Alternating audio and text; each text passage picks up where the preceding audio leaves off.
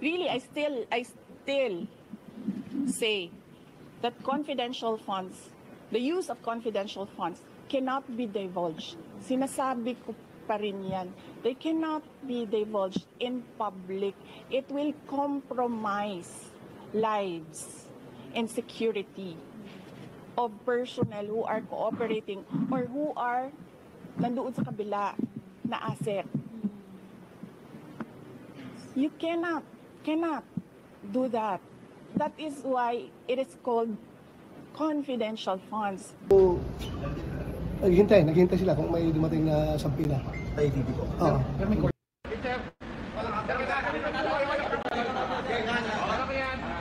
Today we just had the Office of the Vice President receive the copy of this subpoena. Kailan nyo siya? By po, November 20.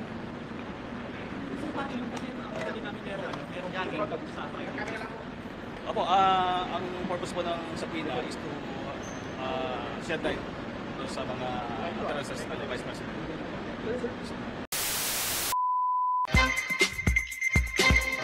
Yes. Magandang hapon sa inyo mga kasama. Nandito naman si Vigods nagbabalik.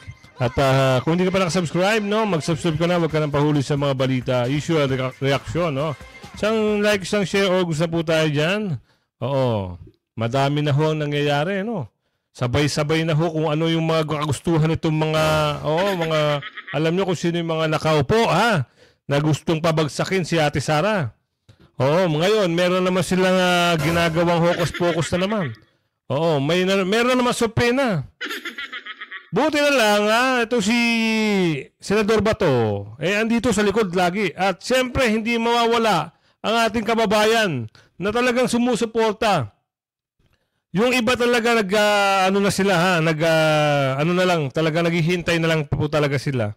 Dahil talagang asar na asar. Kahit pansinin nyo ho, dun sa mga posts na mga bias, alam nyo na kung sino yung bias.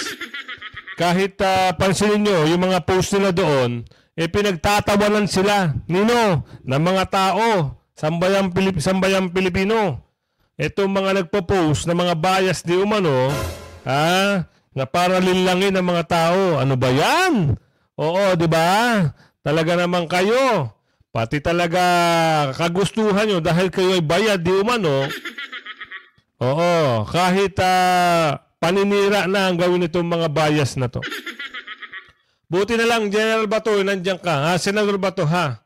O ito, pakinggan natin kung ano yung sinabi ni Senator Bato rito. Naghihintay sila kung may dumating na sampila. Tayo TV po. Oo. Pero may coordination. May coordination idea. Wala pa. Ako pa nag-improve sa kanya kanina. Yung napanood ko kagabi yung press con ng Malacanang. Nandun yung NBI, nandun yung DOJ, at saka yung yung isa. Yung ako nag-improve sa kanya ngayong umaga, nag-usap kami. Sabi niya, tawa siya ng tawa. Tinuwanan niya, sir. Oo, kasi, Bakit? ano naman yung krimen na na-commit niya na patayin muna siya bago siya mag-commit ng crime. Tama. By that time, sinong manalagot kung napatay na siya? Di ba? Yun nga ang premise conditional. Patayin niyo ako, mapatay ko kayo. May plano po ba si VP Sara na sumipot po sa NBI kung ipapatawag siya dito? No, I don't see that as a problem. Pag may mga ganong investigasyon, harapin niya yan. Harapin niya lahat yan. One by one. Huwag naman na sabay-sabay. Harapin niya yan. Kung ano pang investigasyon na meron, harapin niya. Basta, yun nga lang, nahahamper yung kanyang trabaho. But anyway, andito na tayo sa sitwasyon na ito. She's willing to face everything that is thrown at her. Senator, sabi reasoning na lang daw ito na para lahat ng staff ni BB na nauuspital. Anong reaction dito, sir? Anong sabi na? Parang dahilan na lang daw ito na lahat nauuspital ng mga staff ni sir. Itong mga bias na media na ito, kung ano lang matanong nila, oo, gagawin nila. Bakit? Puntos yun sa mga amo nila . Alam niyo bakit? Malalaki daw ho ang mga bayad dyan sa ganyan, di umano. Tuloy natin. Nakita ba ninyo kahapon sa hearing na nag-collapse right there and then doon sa hearing yung si Acosta? At okay naman. Sarap naman doon. Sir, kamusta po yung pasyente natin, si Yusek Laika? Improving na siya. Lalo-lalo na nandyan yung nanay niya. Dumating yung nanay niya, medyo nakakatulong. Buti naman. Ma-address yung kanyang mga concerns at hindi ka masyadong matatakot. Dapat. So kahapon sabi po ninyo nakakausap pero hindi mahina. Ngayon po kamusta po si Yusek Huerga? Andiyan pa rin, nakahiga sa kama niya, pero nakakausap siya at nag-smile lang. So, sir, yung nabanggit nyo na improving, anong kaibahan ng kahapon tsaka ngayon? Kahapon, pag nalaman niyang alis ako, umiiyak nagpapanik lang naman, attack lang naman. Kung wala si BP, pumunta sa house, tapos ako papunta sa Senado para magsisyon, yun, papanik attack lang naman. Kaya, Salamat, Senator Bato ha, dahil nandiyan ka parati at handang tumulong ha. At asahan mo naman ang ating mga kababayan. Ewan ko ba doon sa mga, hindi natin alam, baka talagang yung mga sumusuporta doon talagang pinanganak na yung mga kagustuhan nila na gano'n Di ba? Yun lang naman ang sumusuporta sa kanila yung may mga kamag-anak na naggaganon. Yung may mga business na naggaganon. Alam niyo naman yan hindi yan magagalit sa dating Pangulong Duterte kung walang maitinatago yan. Siguro yun ang business nila, kagaya nga dyan sa may kamera. Diba? Bakit nila talagang ginagawang masama ang mga Duterte? Bakit? Kasi pag nanalo si Ate Sara, yung mga pagnanakaw nila di umano, hindi na nila magagawa. Tama. Diba tama? Ayan ang mga gustuhan nila. Eto na. May supena na raw. Anak ng bugi naman. Pakinggan natin to kung ano yung supena naman daw ito. Pero expect natin, siyempre sasagutin niyo ni Ate Sara. Diba? Gawa-gawa sila ng kwento, gawa-gawa ng issue. Sila nag-umpisa Itong mga kampo ni sino ba yung may kampo dyan? Kampo ni strategy na lang nila yan. Bakit? Bakit natin nasabi? Di umano. Kunwari, pupunta, bibisita sa ibang bansa. Para kung sumiklab ang, alam nyo na, kung sumiklab, safety siya. Di ba? Nandun siya, nagpapakasarap. Yung mga tao dito, nagrarambulan. Di umano. Ganun ka sila kagaling, di umano. Pero hindi nila alam, marunong na rin ang tao. Kung halimbawa nga daw na gamitan na ng dahas si Ate Sara at gipitin ng gipitin, baka mapuno daw ang EDSA, di umano. Sumasang-ayon ba kayo doon mga kasama? Naku po. Huwag nyo lang hintayin na talaga mapuno ang taong bayan. Sabi nito, Aling Belen, Aling Belen, ano ba sinasabi nyo? Sabi niya, huwag nyo hintayin mapuno ang taong bayan dahil, naku, ibang klase raw mangyayari. Pati daw yung mga congressman dyan, yung mga bastos na congressman daw, sabi ng Aling Belen dito, baka daw dukutin yung tenga. Tanggalan ng ngipin, di umano. Wag naman natin bilhin, wag naman ganun. Kayo na bahala mga kasama. Kayo na bahala humusga kung ano yung gusto nyo mangyari dito sa mga tolongges na ito. Tolongges na ito. Ano ba yung mga congressman daw? Sige, tuloy natin.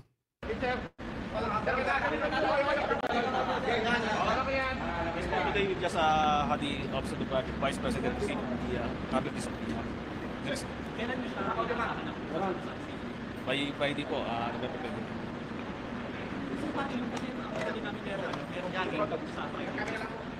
Opo, ang purpose po ng subpoena is to shed light sa mga utterances ng Vice President.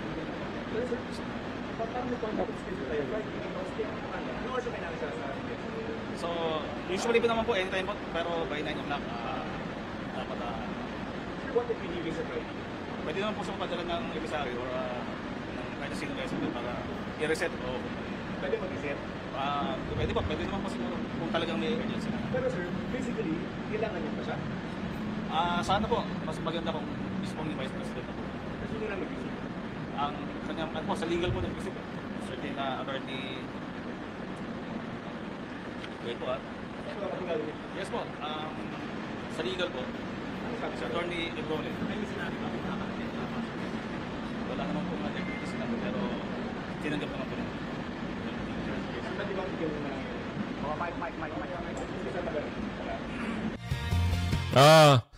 Sila na naman ang dito. Sila naman. Gusto nila yan. Para pag bumanat sila, sila yung magagaling. Sisiraan na naman di umano. Sino? Di ba? Ganon itong mga ito daw, sabi ni Aling Marta. Aling Marta, eto na. Gusto nating malaman kung ano yung sinabi rito eh. Alamin kung may paglabag ang mga pulis doon sa nangyari sa kumusyon, no? Doon sa Veterans Hospital.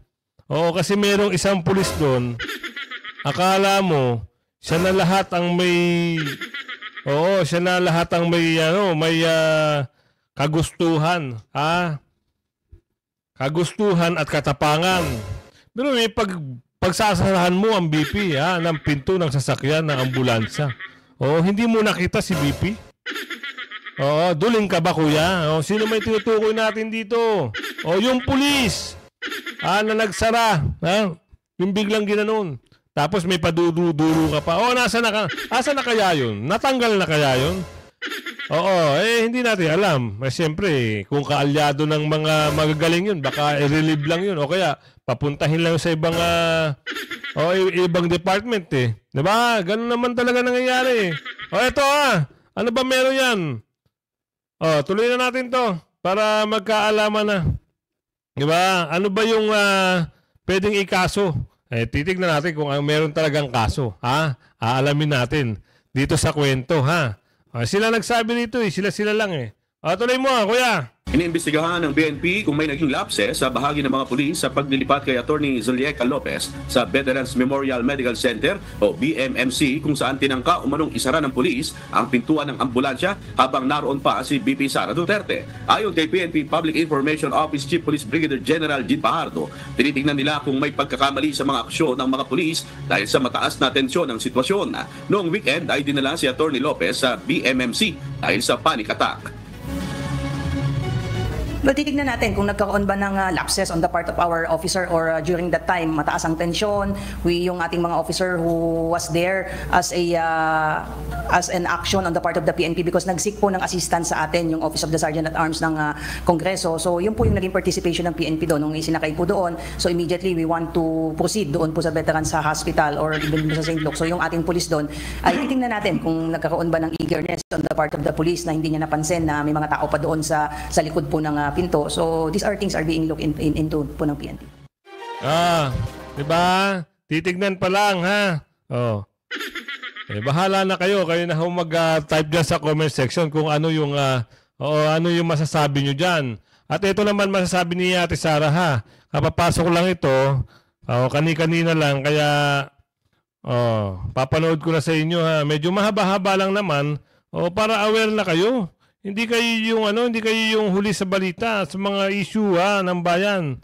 Kasi kadalasan ngayon minamanipula di umano No, tama. Para lang meron silang ere ba tawag doon? Ito na, Ate Sara. Paalam mo sa ating mga kababayan i-update mo kami kung ano man talaga nangyayari sa sitwasyon nyo dyan sa BMMC. Ito na. So, opening statement. Good morning, everyone. Thank you for your time.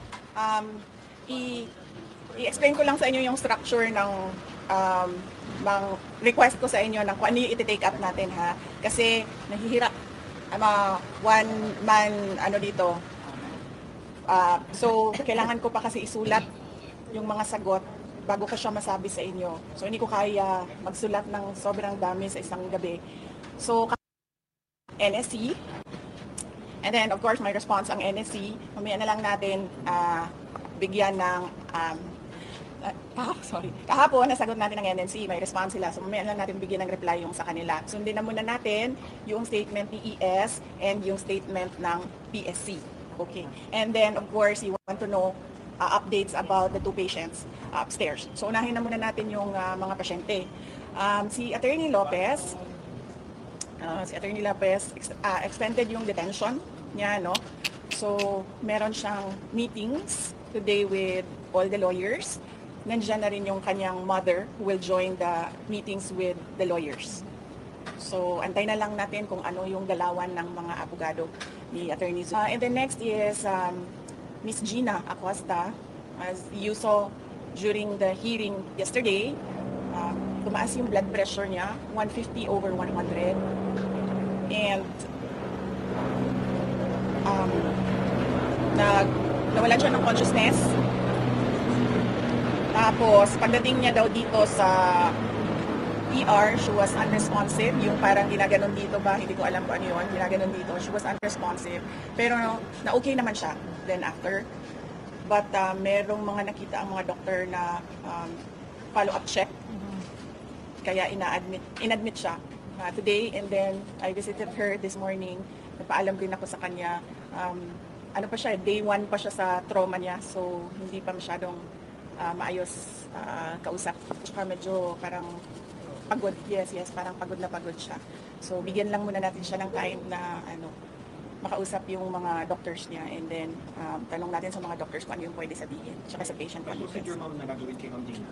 Paggabi, nag-CT scan siya kasi they wanted to rule out a stroke. So, hindi ko rin alam kung anong results. Hindi ko nakita. Hindi din nasabi sa akin. So, tanong lang natin sa patient kung anong part ng medical information niya ang pwede niyang gusto niyang i-share. Kasi pinagalitan ako ni Nicole kagabi dahil binanggit ko daw yung panic and asthma attack niya na medyo na-traumatize yung family sa Davao. Yes. Ma'am, anong reaction ni Attorney Zulaika doon sa extension po ng contempt niya? Ang sabi niya, na daw siya, she'll take legal steps. Yun yung sabi niya sa akin. And then sinabihan ko siya na, well, hindi na ako sasali sa discussion dyan. Kausapin mo na lang yung mga lawyers mo. Anyway, nag-hire naman ng lawyers mo. So, ngayon, isa-isa darating yun. Mag-usap sila. Tsaka nandyan din yung mother. Yun din yung sinasabi ng nanay niya because yung nanay niya is used to work for the courts in Davao City. So, merong alam sa batas.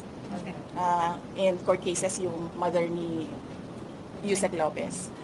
So, yun din ang sabi ng mama niya. We want to take this to the courts.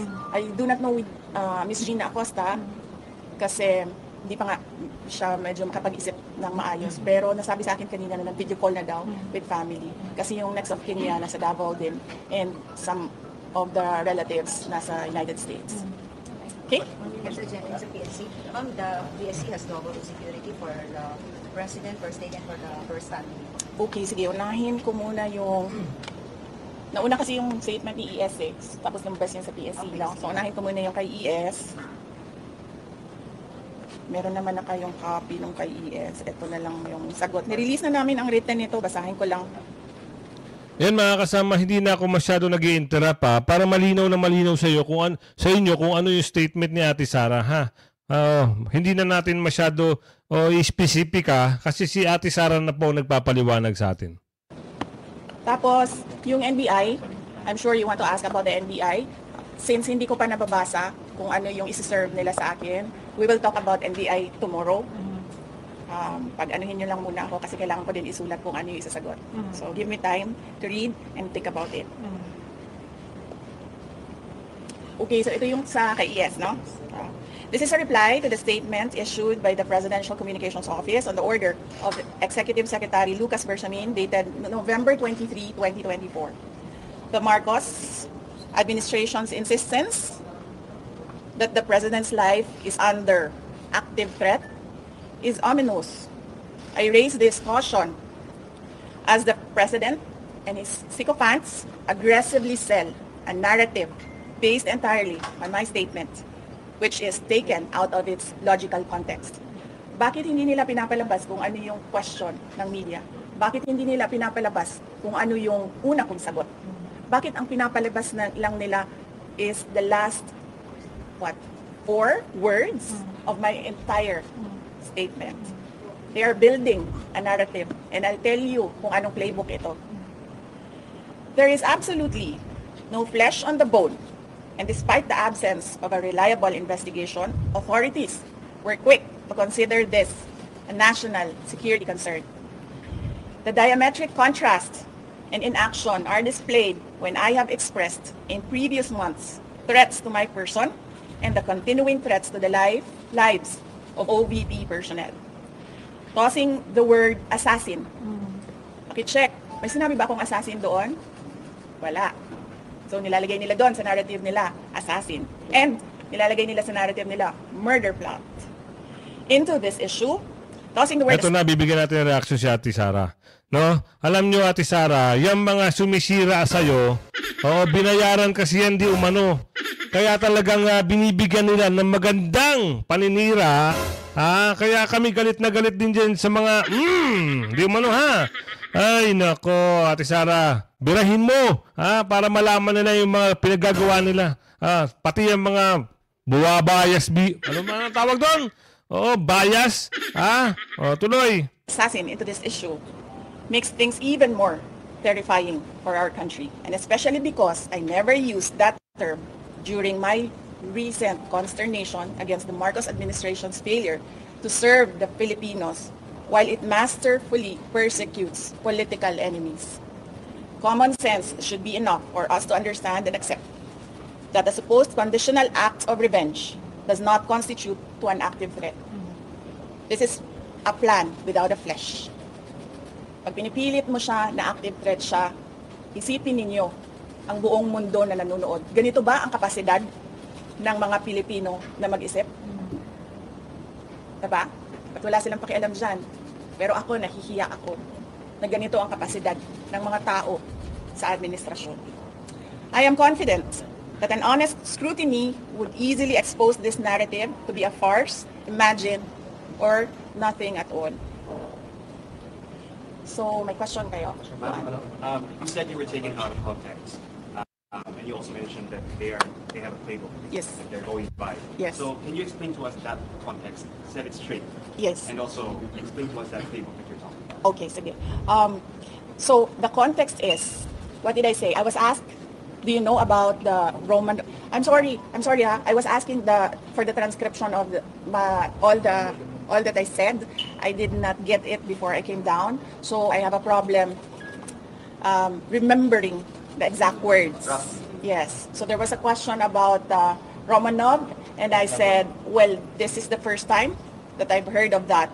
But I've been warned by 2 persons already. 2. Be careful. I forget now what the words were said, but I will review my notes and I will tell you what that one person said and how he said to be careful, and that one other person, what that other person said. So, tatlo na yon. One person warned me, another person warned me, and then I was asked during a press briefing by a media person if I know of these plans, if you can say the word, if that is the correct word to use here, plans. So I answered, I was asked Romanov, and then I answered, I was told by 2 people, this is the first time I've heard of Romanov, so that is the 3rd already. And I said, don't worry about my security. If they kill me, if I die, kapag pinatay ako, or kapag namatay ako, in the context of don't worry about my security. So this means pinatay ka. Diba? Kasi hindi ka naman mamamatay by heart attack in relation to your security. Diba? So, pag namatay ako, I already asked a person to take revenge against 3 individuals. So, my question now to the administration, is revenge from the grave a crime? So, but you already talked to a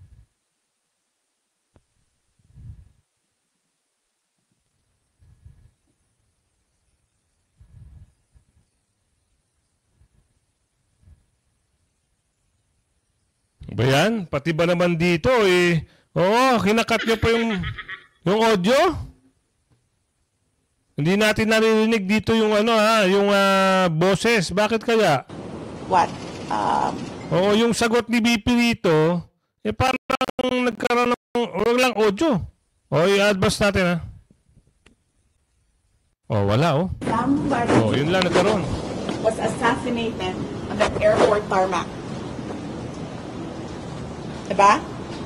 They oppress and suppress, and the people were getting angry. What did they do? Wala na naman. They created a scenario that there is a national emergency.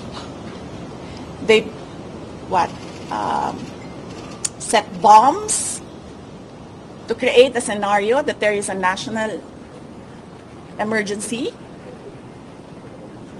And then they assassinated their political enemy. So Oh, that's diba? the playbook. We already saw that in history. So that is my proof. Pero by Yes. Ang hindi lang po nagawa ni Benigno Aquino Jr. Kaya po hindi siya Bakit kailangan Bakit kailangan yung sagot ni BP kailangan nilang ikat? 'Di ba? Bakit kailangan ikat? Nakakatawa tong mga 'to. Tuloy. Wala baka minamanipula daw di umano, ginagawa ng ha. Alam nyo na ha. Wala na naman And then think, and then write an answer, and then we'll talk. Ma'am, let's go back to the text. Sabi ni Bado, sabi ni Bado, kung meron daw kayong assassination attempt, there's assassination against you before your birthday. Can you clarify this? Have there been really assassination attempts before your birthday? I have not talked to Lorraine Bader, so let me just talk to her and ask her kung ano yung information niya. But we are actually preparing right now list of proof that they are the whole of government. Lipat natin ha. Hindi natin masyadong maintindihan Oo, kailangan natin makuha yung sagot ni Ate Sara. Ito ha.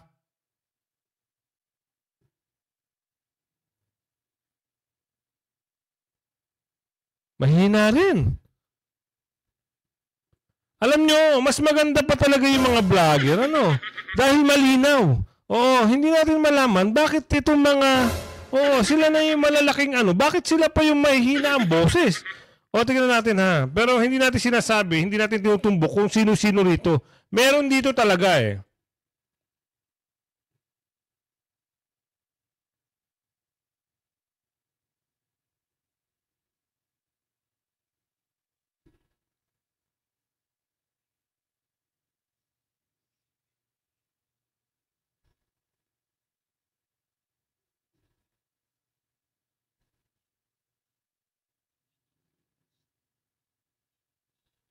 Taka lang ha. Anak ng bugi. Hindi natin nalipat.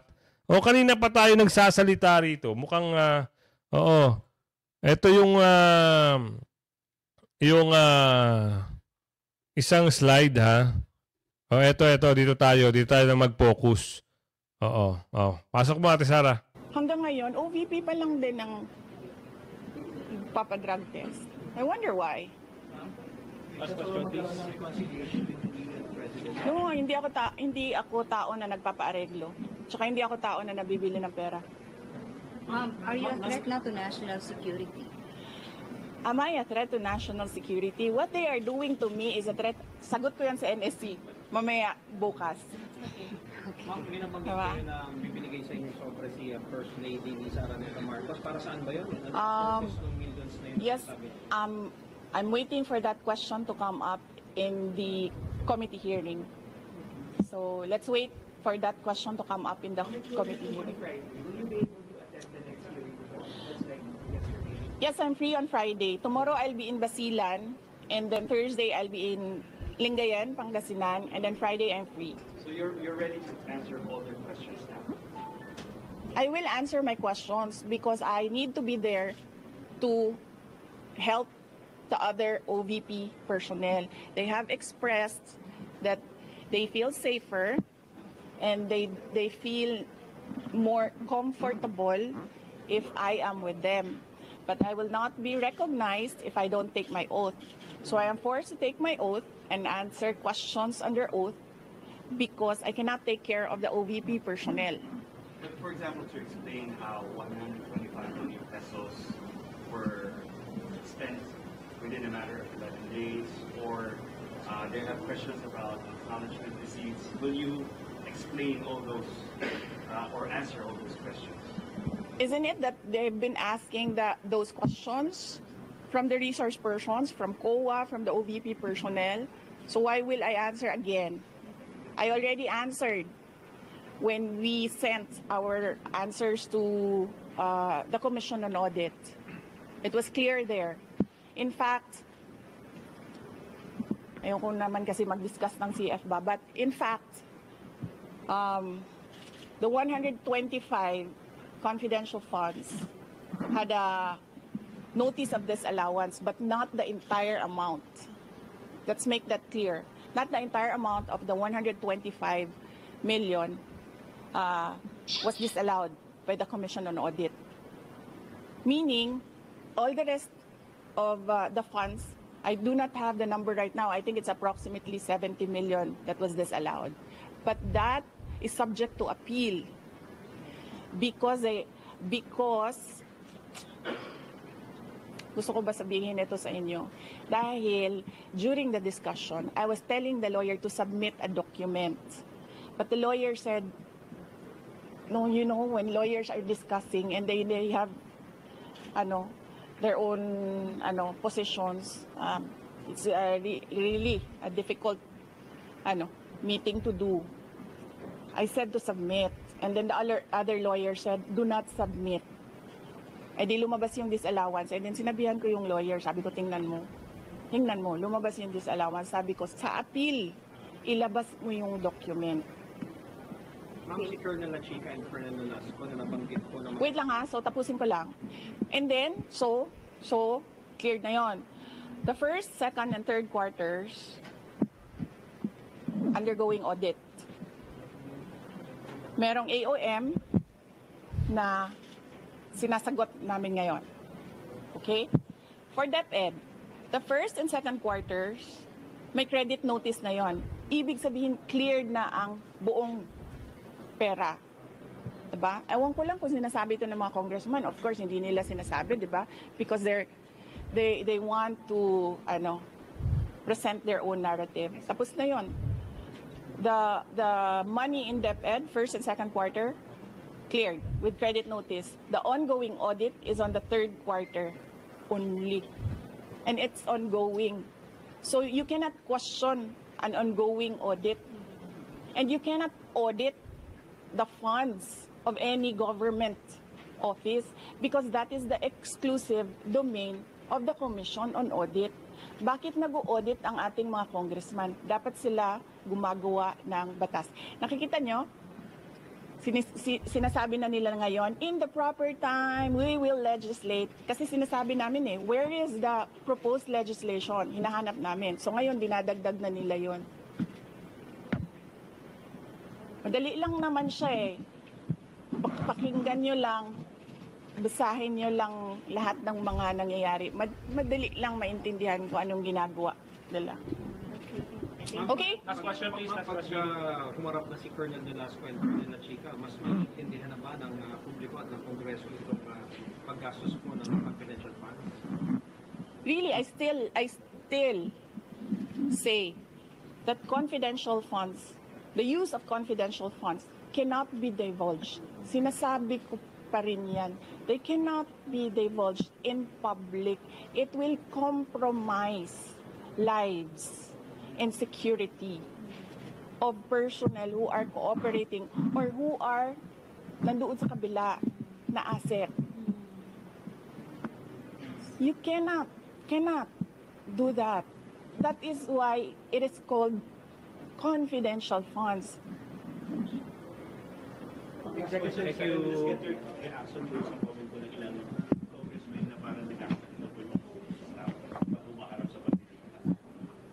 Oo, kasi tineterrorize nila. Of course, magkakasakit talaga ang tao na hinaharas mo, tineterrorize mo. Ako lang naman ang hindi nagkakasakit dahil politiko ako.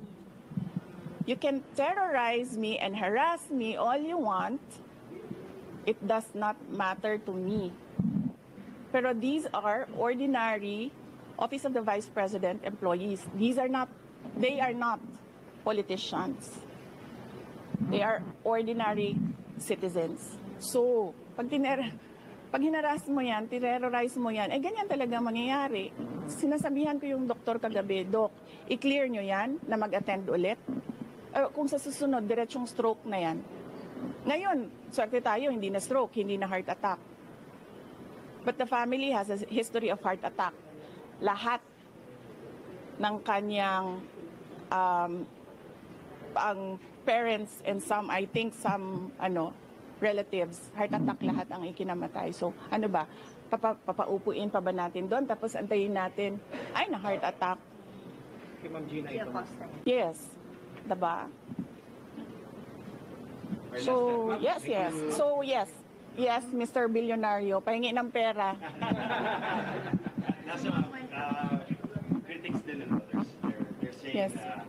of course you've already said that you're here almost 24/7 because you're concerned about your staff. Yes. Some of your critics say you're here 24/7 because you're afraid they might say something, might divulge something that might incriminate you.